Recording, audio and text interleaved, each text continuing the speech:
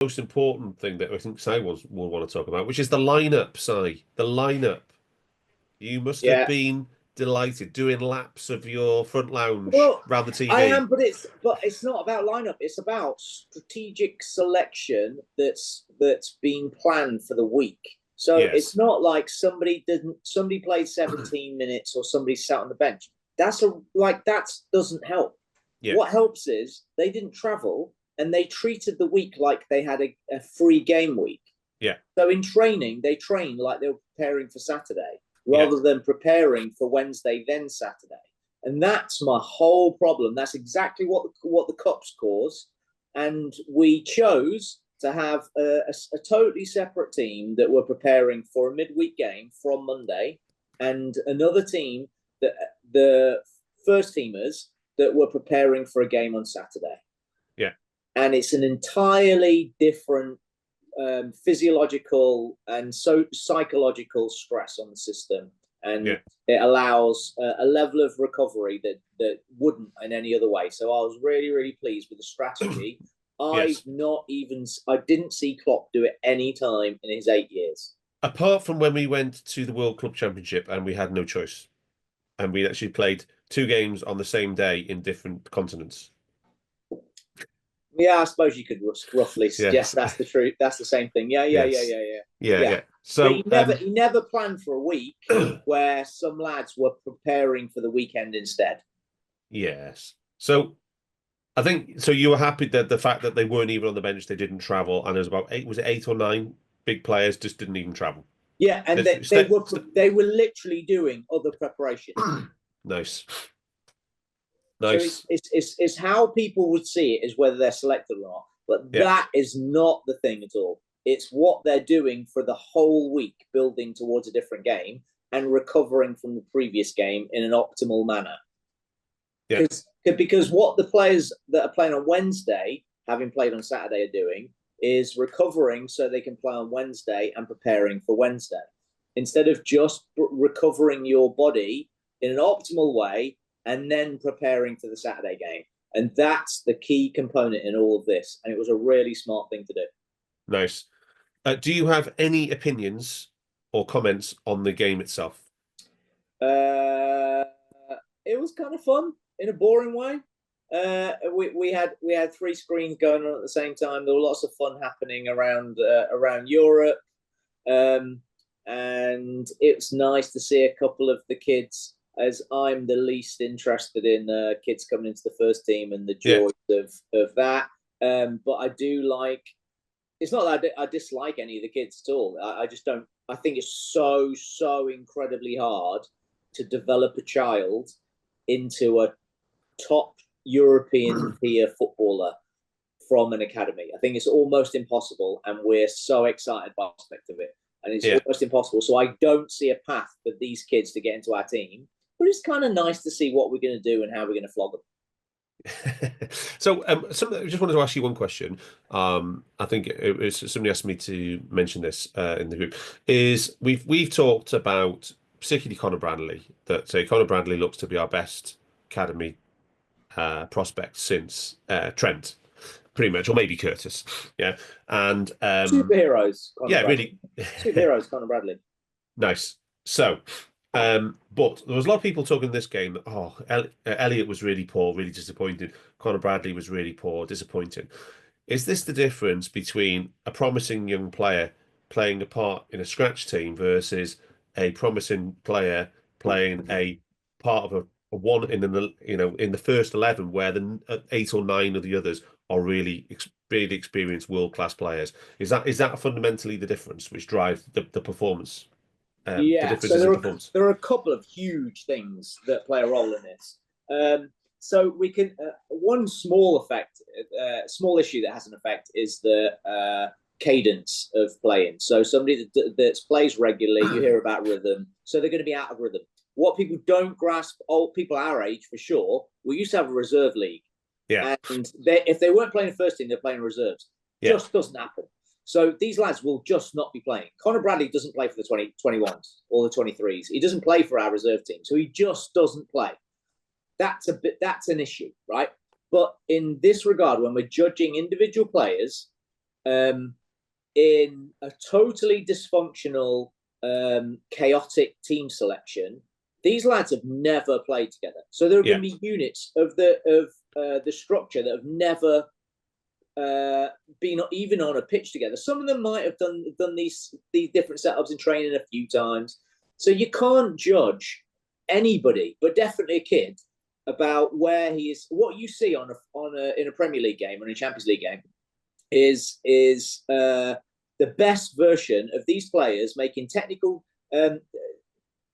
actions, making really fast, high level tactical decisions autonomously and subliminally. So they're well rehearsed. They're making one of three choices now. Where do I make this pass? But I know where this guy's going to be. So it reduces my options, so I can make this pass or move here or here, because I know where the other person's going to be.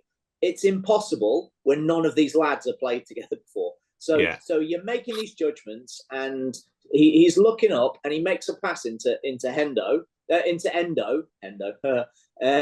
which had a touch like Hendo, and it's not Mac or it's not Grav receiving possession that way, and then they end up scoring because of it, and they wouldn't have done. And so Conor Bradley looks terrible because he's made a pass, goes outside to receive the return pass, looks like a mug because Endo gets mugged off because he just doesn't have the same quality, and that sequence is not embedded in his brain, to be fair to Endo, of where he expects that rebound pass to go. And then there's a lad in behind who goes past him, scores into top corner in near post. So it's really hard to make those. You can't be fair to in judgment of these players, because they're playing to players in sequences and in patterns that don't exist, that aren't there. So you can look at individual. How did they do individually? How's their touch? Did they make progressive, proactive choices? Like Conor Bradley, when they scored against him, he made a proactive choice. It was the wrong one, but you can kind of see where his brain lies with that stuff. You can see that the Harvey is constantly trying to make proactive choices, progressive passes, but he's not necessarily making progressive choices with his where he's running. Which is what you're seeing in Zobo and in Curtis getting inside the box from that position on the pitch. They're constantly making third man runs and being the second striker. So you're not seeing that, but you can't judge if he's a good or a bad player from those situations. Yeah, brilliant. Thank you, Hamzah. Anything about PSV, or should we go straight onto Bournemouth? Probably best to jump straight into Bournemouth. I think players typically average like 2 or 3 minutes like actual on-ball time in a match, right? Yes. So if you're looking at a really dysfunctional team and some players that you haven't seen before, you really are only getting a very small snapshot of what they are. So then if you really go into the data and analyze every single action rather than what you see, you can glean more insights. But just from this, it is actually quite hard to understand deeply what's going on there. So if people think that the kids didn't play too well, you can't really read too much into it. Yeah, I agree. Anyway, Hamzah, I read in your piece on the Monday piece for the Liverpool match that your new stats provider, Fatigue Index, said that this was the first time Liverpool FC had a game in February with 0 injuries and a full squad to choose from. That is pretty remarkable, isn't it, Hamzah? The stat was by this guy at Simon Brundish, stats, Yeah. something like that. Heard he's a bit of a nerd. Yeah.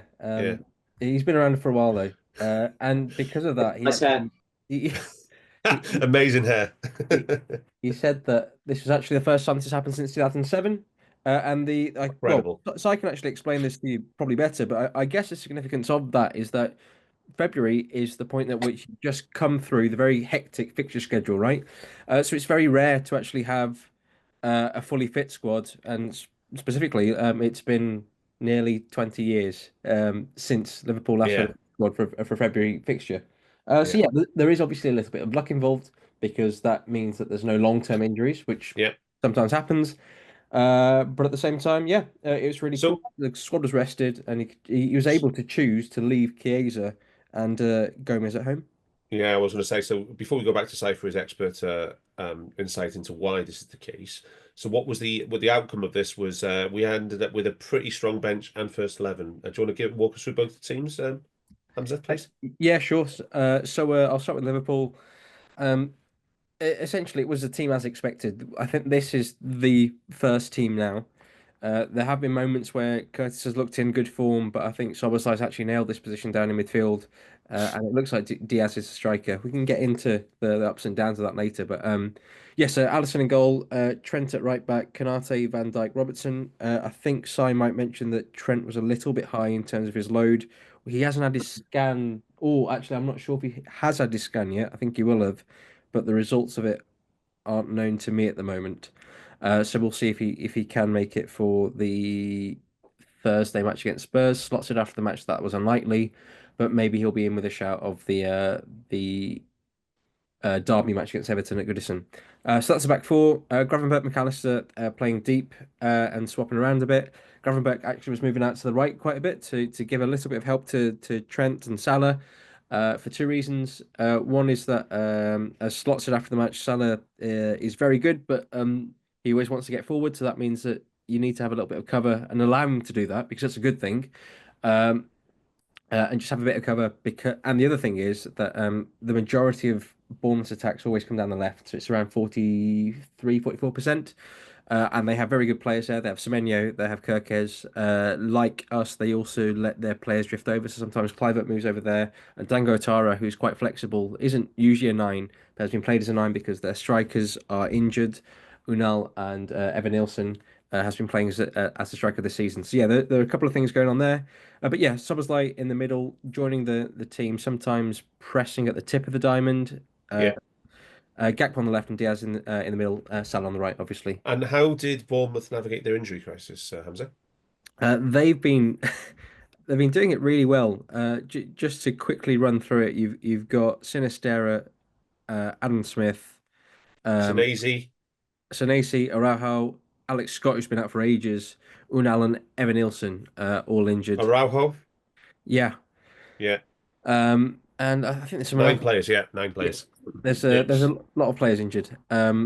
But they've been able to deal with this really well. They've got some young defenders that are playing excellently. Kirkez, who's signed by Hughes when he was at Bournemouth. Yeah. Uh, Howson, I think is how you say Yeah. it. Howson. Yeah. Howson. Yeah. Bizarre that Juventus let him go, given how good he is. Zabani as well. So you've got these two centre backs who are Yeah. 19 and 22. It's very rare that you see that in the Premier League, at least, but they are excellent. And then Cook was playing at right back. Kepa's in goal. That is an important one because that is an out of position, Lewis Cook. Mm. Yeah. Yeah, in midfield, Adams and Christie. Christie does a lot of the running. He's a big runner for them. And Tyler's not exactly a slouch in the running, is he? No, no, no. Yeah. But he's a player we didn't get to see much of last season. But Yeah. he's good.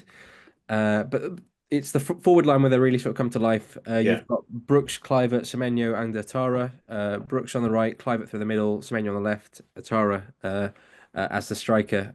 Semenyo is strong, he's fast, he's Yeah. really good to hold the ball up, very good on both feet. Clivert likes a pot shot, quite clean. He scored a few goals recently, including a hat trick. But I would always say Semenyo is actually the biggest threat in this Yeah. team. I think he's a really sort of multifaceted, aggressive player. David Brooks was very